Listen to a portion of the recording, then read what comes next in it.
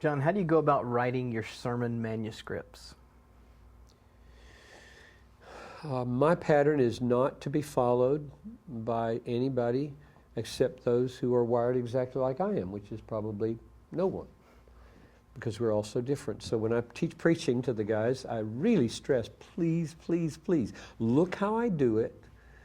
Take that into account, but don't try to imitate me, because it might not work for you. So my approach is, if I know my text fairly well, as if it's familiar to me, then I'm not on it until Friday. I just pick it out, either weeks or days ahead of time. I have to get a text entitled to the worship guys by Tuesday. And I'm not studying it, and I'm not writing or working on the sermon until Friday morning. Then I devote all of Friday to sermon preparation. And if I need to, I'll stay up all night. I've never stayed up all night on Friday, but I've stayed up till 2. And that's when the text really blocked me. Oh man, I don't know what I'm going to say about this. I need to study this a little more. Or I get an interruption in the day that's totally unexpected for a ministry crisis or whatever. But the nights are always there as buffers. I almost never do that.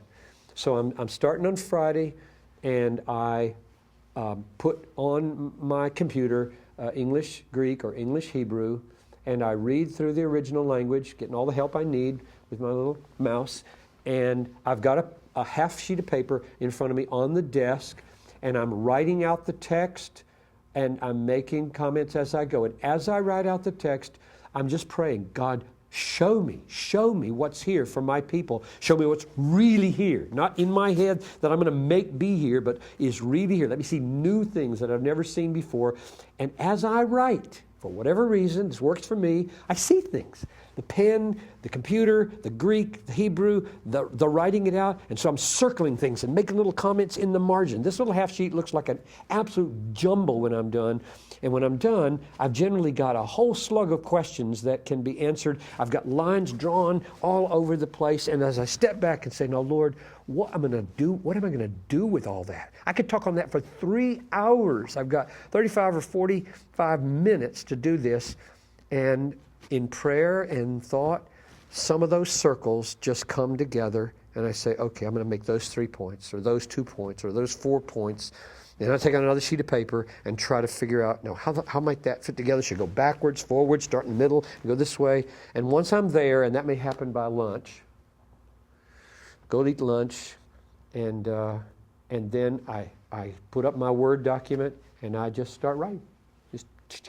Here's my thoughts based on this little doodling here, and I compose straight onto the computer, and I'm editing as I go, and I'm thinking out loud, sometimes preaching out loud as I go, feeling it as I go, praying as I go, and that takes 4, 5, 6, 7, 8 hours to get that written. And when it's written, I print it out, and I go to bed, or go to be with Noel or whatever, and then Saturday, after lunch, after Talitha and I go to Leanne Chin or Jimmy John's, or then I come home, and then I really go to work on getting it from there to here and here with all my little markings and so on. So what I take into the pulpit on Sunday is about 10 double-spaced pages, about 10 to 11,000 bytes, and they're so marked up they look like chicken scratch, and they function as my outline while I'm talking.